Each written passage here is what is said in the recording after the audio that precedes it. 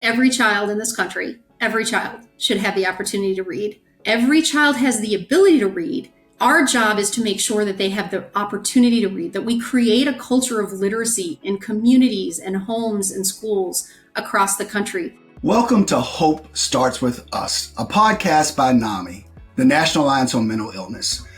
I'm your host, Dan Gillison, NAMI CEO. NAMI started this podcast because we believe that hope starts with us. Hope starts with us talking about mental health. Hope starts with us making information accessible. Hope starts with us providing resources and practical advice. Hope starts with us sharing our stories. And finally, hope starts with us breaking the stigma. If you or a loved one is struggling with a mental health condition and have been looking for hope, we made this podcast for you. Hope starts with all of us. Hope is a collective. We hope that each episode, with each conversation, brings you into that collective so you know you are not alone. So as we begin, I wanted to say that this episode focuses on how developing both reading and mental health literacy skills at early ages benefits in adulthood. I'd like to introduce our guest, Alicia Levi. Alicia is the president and CEO of Reading is Fundamental. RIF, Reading is Fundamental, is the nation's leading children's literacy organization.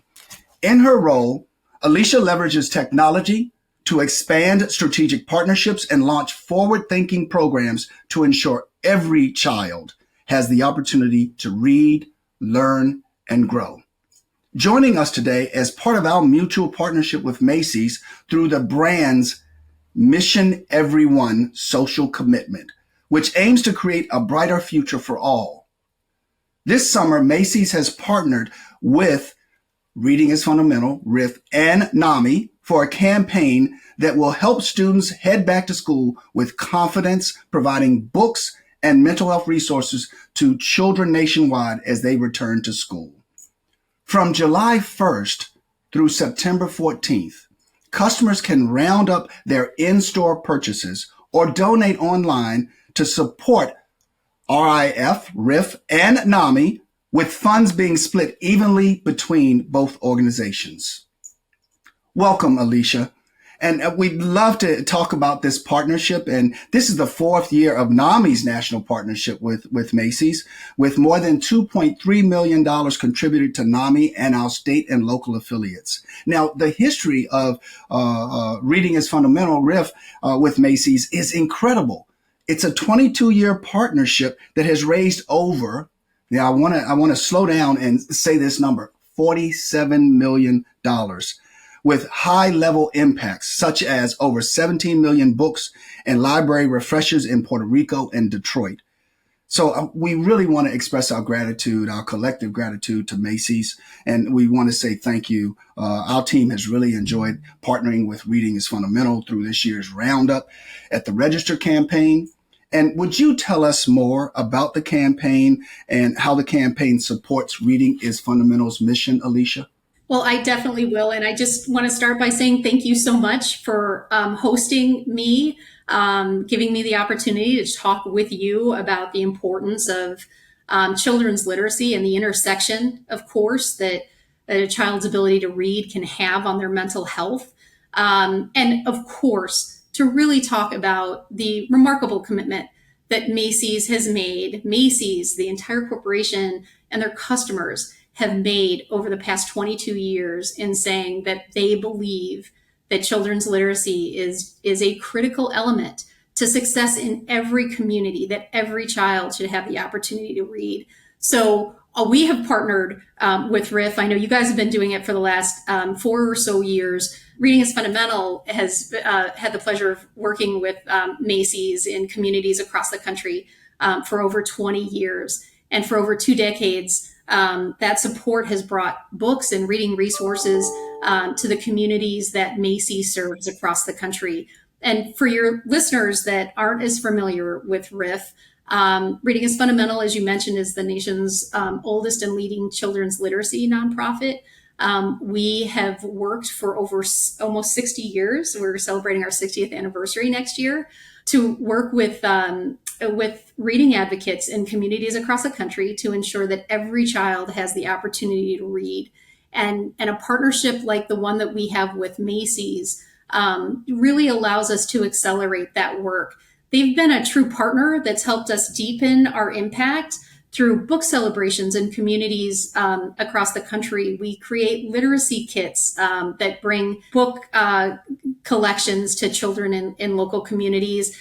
We've supported them in disaster response in Puerto Rico, as well as library refreshes, as you mentioned, in Detroit. We do educator awards in partnership with them. We've created a book collection in partnership with you guys for this summer that focuses on a sense of belonging and well-being. So a lot to talk about. I know we'll talk about all of that today, but I think we can both agree that our work absolutely intersects, and it is made possible by partnerships like the one we have with Macy's. Alicia, thank you so much. And as I think about the 22-year relationship and the partnership that Reading is Fundamental has had with Macy's, I'm thinking about Macy's workforce and some of those young people that you impacted at the beginning of your partnership now may be employees of Macy's. And the other thing that our audience may not really know is that their small contributions when they buy and round up their purchases has made such a tremendous difference. They are a part of this. So that is really really good to know. Now, as we think about what the work that Macy's is helping us do, it's really helping NAMI with our outreach to young youth and young adults. And I'll say it out loud: digital card game, our mental health college guide, and really enhancing our user experience on our youth and young adult web pages. So that's some of the tangible things that we've been able to see as a result of this Roundup partnership. And I wanted to talk about Reading is Fundamental's mission, as it is really built to address the literacy crisis in the U.S. and inspire the joy of reading in children. So, Alicia, why is this mission so critical for America's youth? So, Dan, I think everyone listening to this will agree. I know you and I will agree that every child in this country, every child should have the opportunity to read. This is not an issue that is controversial. I've never met a person in an airport, at a restaurant, in a school, at a family event that has said to me, "Gosh, Alicia, I just disagree with your mission. I don't think kids should be able to read." Every child should be able to read. The moment that I get eyebrows raising and people literally questioning me is when I say that 69% of children exiting 8th grade are not reading at a proficient level. Over 2/3 of children entering 4th grade are not reading at a proficient level. I did not make that number up. The National Assessment of Educational Progress reports on it, and they've been reporting on it for years. And coming out of COVID, those numbers have gotten worse. We have children in this country, over 2/3 of the children in this country are not reading at a proficient level. If they enter 4th grade not reading proficiently, the chances of them catching up are very, very, very limited. And it's not because everybody doesn't agree they should be able to read. It's because the resources and the tools are not in place to ensure that they can. And again, you run an amazing organization with a remarkable mission. I run an amazing organization with a remarkable mission. This is a problem that we can solve. Every child has the ability to read. Our job is to make sure that they have the opportunity to read, that we create a culture of literacy in communities and homes and schools across the country. So when Riff talks about the joy of reading, that's really what we focus on. We focus on making sure that in communities across the country, people see this as an issue that needs to be addressed, and that they recognize that they can take part. So your point about, a customer visiting a Macy's or a Macy's associate at a register saying to a customer, "Hey, do you want to round up a couple pennies this summer to make sure that kids have books and reading resources?" They are helping solve this problem. So RIF really goes into communities across countries. We raise those dollars. we reinvest them in the communities that are being served. And we make sure through print and digital and community engagement activities that people in those communities, that families and caregivers and educators and children all live in a community that values reading and then sees a pathway for their children to be able to read. So we bring books and literacy resources through print and digital platforms, but we also work with educators to help them be more proficient and have the tools they need to teach. We work with families to make sure they have resources that make it easier for them. I've never met a parent that doesn't think they want their child to be able to read, but sometimes they might not be proficient readers themselves. They might not have the resources to ensure that their child has a book in their home. It's not that they don't want to, they just have other priorities. And so what RIF works really hard to do is bring everybody into the environment to create that culture of reading that can change the trajectory for young people in this country today. Again, of all the amazing nonprofit activities and philanthropies that are out there and problems that we have to solve in this world, this is a problem that we can solve. Can we all agree that every child can read? Yes. And can we make sure that we provide them with the tools to make that happen? We absolutely can. And that's what RIF focuses on. Alicia, this is incredible, and as you shared with us, I felt like this was a did you know, and when I said that, I was listening as a parent myself. And did you know that 69% of our young people leave the eighth grade, not being proficient in reading? Did you know that in the fourth grade, 49%? So as you shared those numbers, it would be very interesting for our parents, our listeners, to really understand those numbers, because we, as a society, we're moving so fast. We've become a microwave society and immediate information, and we need to slow down and understand some of these numbers, because you're right. We can fix this. We can do it. And thank you for bringing up the educators. Having been married to an educator that spent 30 years educating young people in the sixth grade, I appreciate that, because that is such an important part of the solution is our educators. She deserves a medal. A middle school educator, boy, they are on the front lines of transformation and that's a big job. So kudos to her for sure. Yes. And reading was a principal factor in what she saw as the success of her students. So definitely an incredible proponent for what we're talking about. As part of the partnership with Macy's, I've heard we have a Reading is Fundamental approved well-being book recommendations list. Would you tell us about how that list was created, Alicia? I absolutely can. And it's one of the things I'm so excited about this this partnership with you guys, and just this summer's execution of our program with Macy's. Of course, this is under their Mission Every One brand. And it's so important because it's really focuses on ensuring that everybody has opportunity. So when we were talking about our partnership with you guys and a book list, we really came up with this well-being list. We believe that all children deserve choice, access, and the opportunity to really engage in a way that speaks to them, right? So I think, again, all of your listeners, you and I can agree, we're more likely to be engaged in something if it's interesting to us and if we chose it, right? Somebody didn't tell us that we had to do it, but we got to choose it. And of course, for so many children in this country, access is really critical. And it's amazing the number of children. 2/3 of children in this country living below the poverty line do not have a book in their home. It's about access. So we want to make sure part of our work at RIF is making sure we provide that access to those children who would otherwise not have it. So when we thought about this collection, we really take that choice, access, and engagement model into consideration.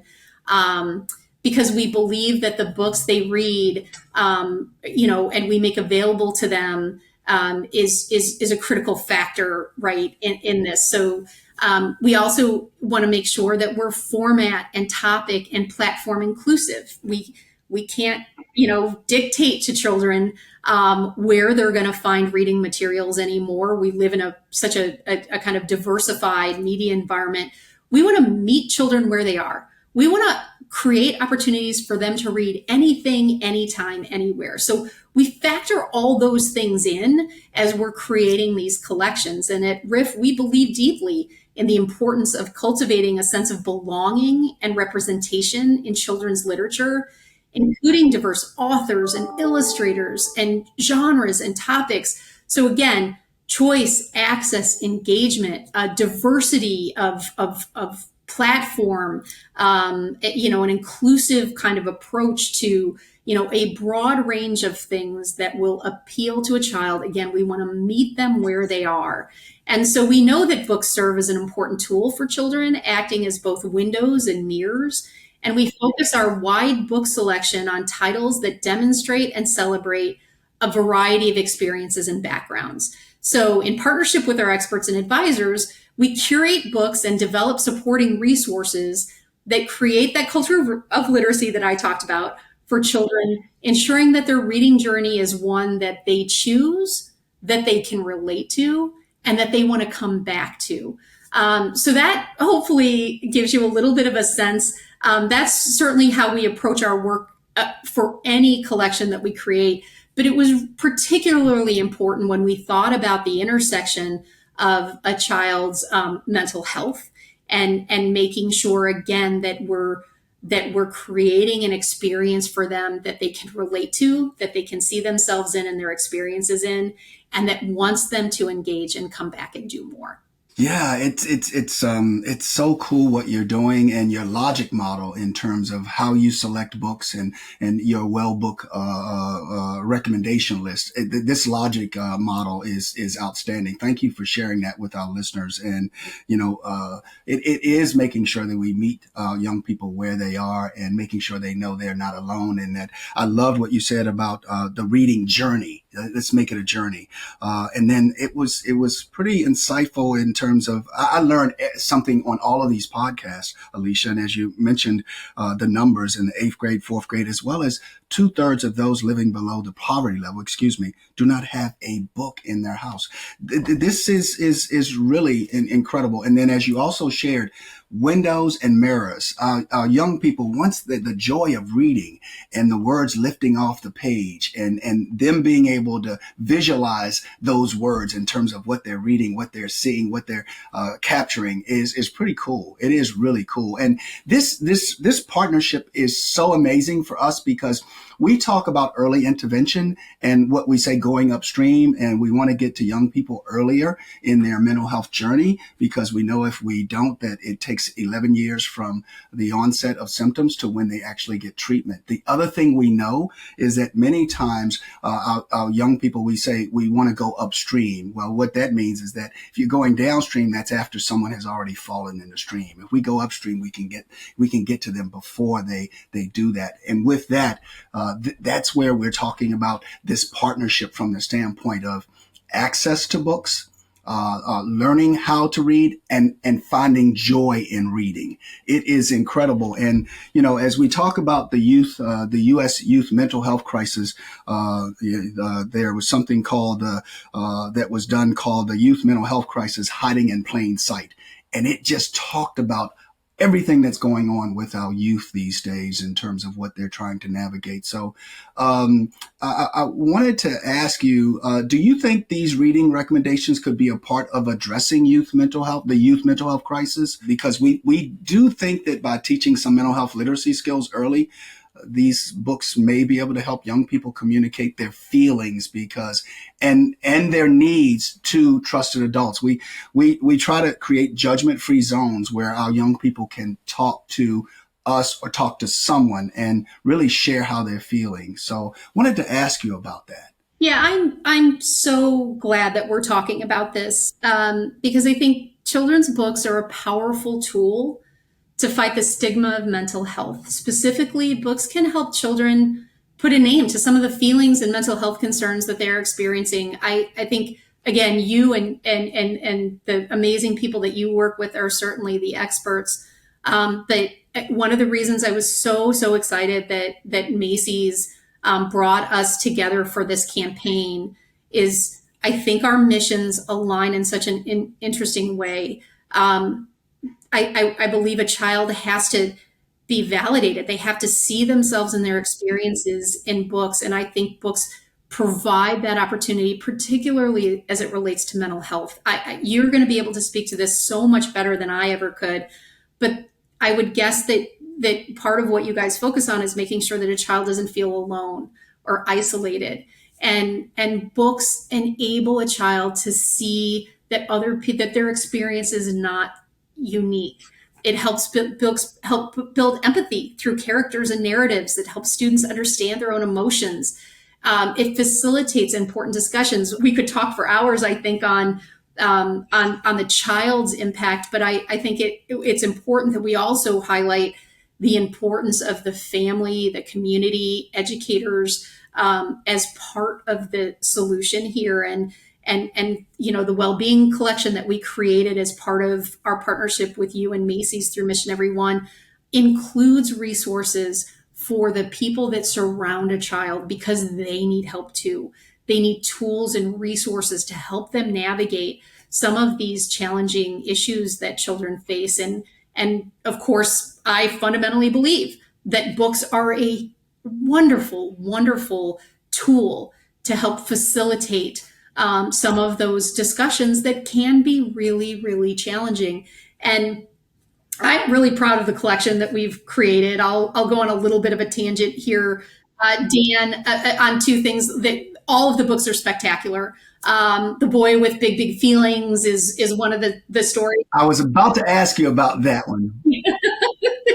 It's one of the stories. It's relatable for any child, especially for a child experiencing anxiety or extreme emotions. A child identified as a highly sensitive person or a child on the autism spectrum. It's broadly applicable. It's beautifully illustrated and written in rhyming verse. Children and adults explore the whole spectrum of feelings, and readers navigate the emotional challenges they face throughout the day.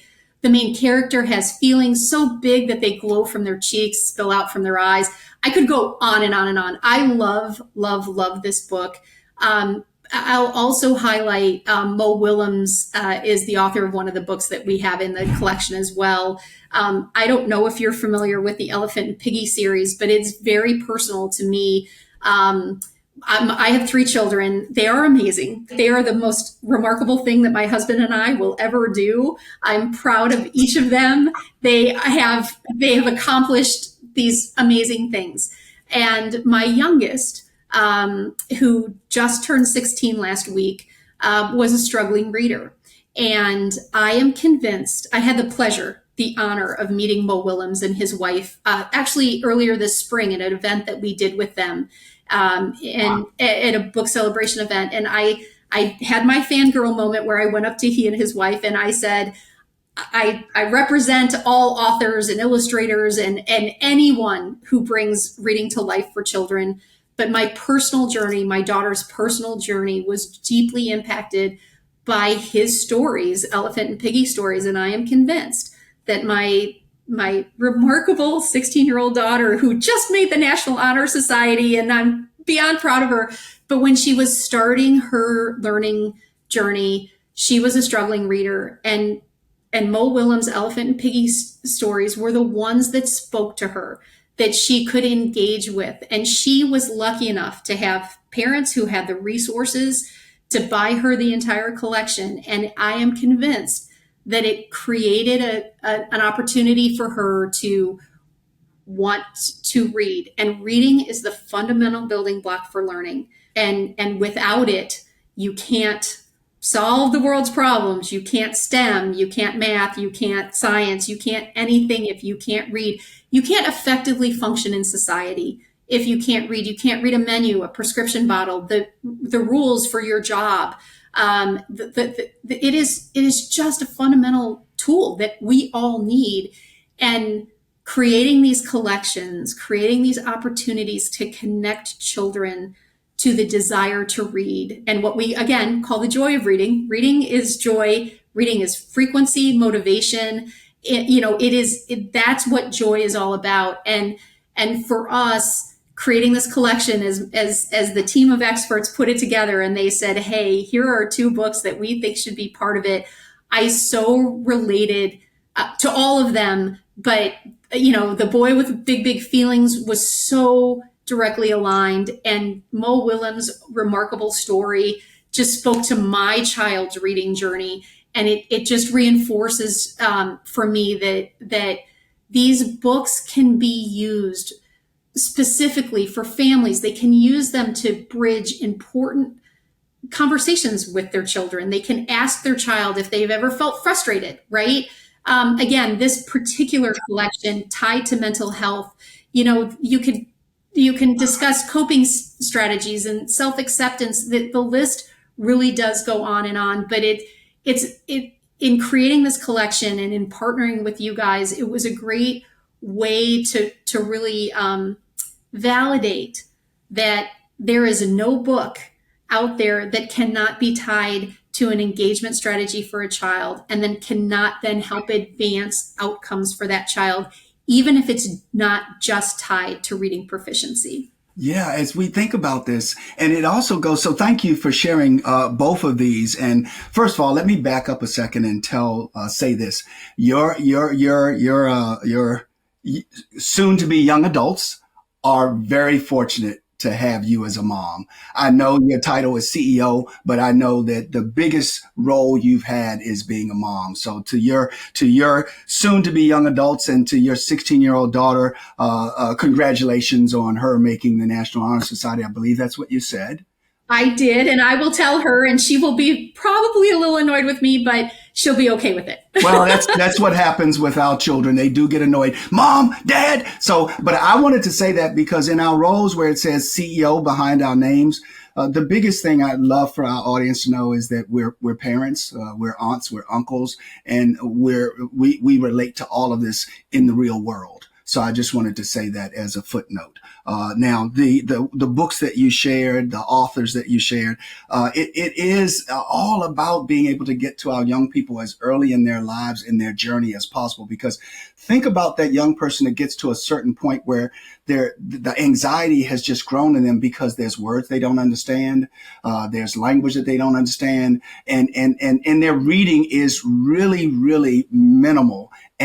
But they can't say it because everyone is moving. Their peers are moving fast. And so if we can, and when I say they can't say it, they can't say what they don't know. They feel that it's going to be something that the pressure is so great that if we can get to them early and create this reading journey for them, create this mental health journey for them, and this mental well-being journey, it's a totally different outcome. So it is about us partnering, and I'm just so thrilled to be partnering with Reading is Fundamental and with you. So thank you very much. Is there anything, Alicia, that you'd like to share as I've been speaking for a few minutes here that we haven't discussed today? Anything about childhood literacy or mental well-being skills that you'd like to ensure are included in this conversation?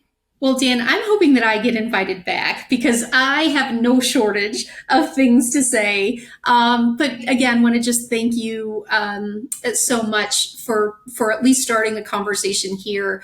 But I think, it's partnerships like this one that are so key to solving, I think, both the mental health and the literacy crisis here in this country today. When we come together with partners like Macy's, we can drive greater impact. We can amplify awareness and unite in a way that drives change for communities across this country.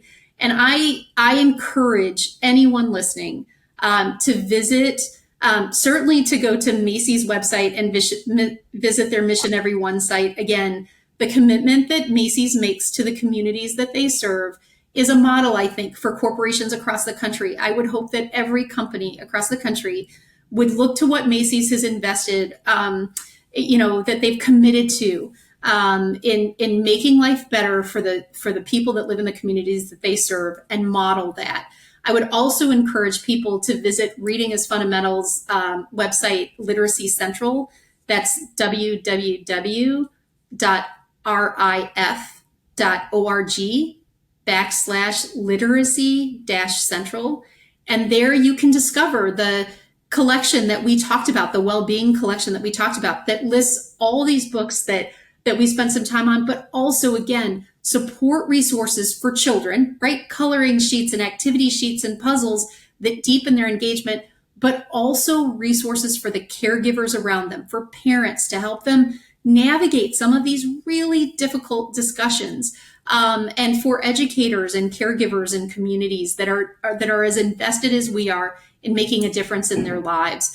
Beyond that, they'll anybody that visits RIF's Literacy Central will literally find thousands of free reading resources that can be used in classrooms and homes across the country.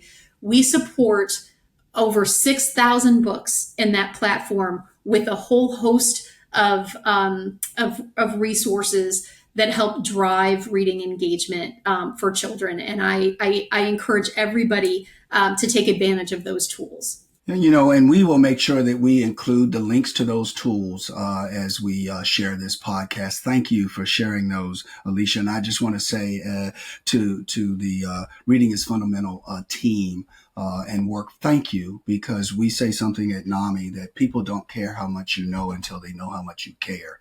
And this is work you all are doing because you care. And we, NAMI, want to say thank you to you because it does take all of us, and it takes people who really care, and they demonstrate it. To Macy's, I want to say thank you. We want to say, as a collective and a partnership, thank you for demonstrating that you care, because, it's this thing of, I hear what you say, but I watch what you do. And Macy's has been doing it tremendously. And we're so excited to have been with them the last 4 years, but more excited to be partnered with Reading is Fundamental, who's been with you for 22 years. So thank you, Macy's. So as we conclude, I do have a question that we ask every guest at the end of the podcast, Alicia. And it's really just asking something that, we know the world can be a difficult place, and sometimes it can be hard to hold on to hope. That's why we do ask this question. What is it that has you hold on to hope? What helps you hold on to hope? Well, I'll tell you, I'll keep it in the context of the conversation that we're having here today. I'm optimistic and hopeful every time I visit as many Macy's stores as I can over the course of this promotional window that we have with them. I've just been in 4 stores in the last 5 days in places like Savannah, Georgia, and Raleigh.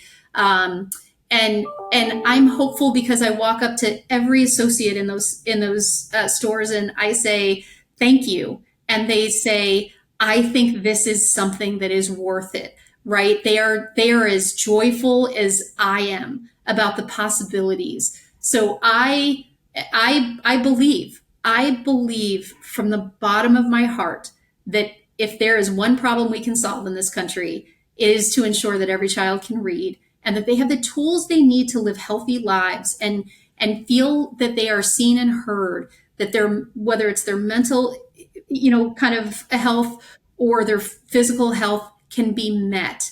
And books help do that. So I am hopeful that through opportunities like this and partnerships like the one we have with Macy's, we can continue to raise awareness. Because again, I've never met anybody in my entire career that said, no, Alicia, I just don't think kids should be able to read.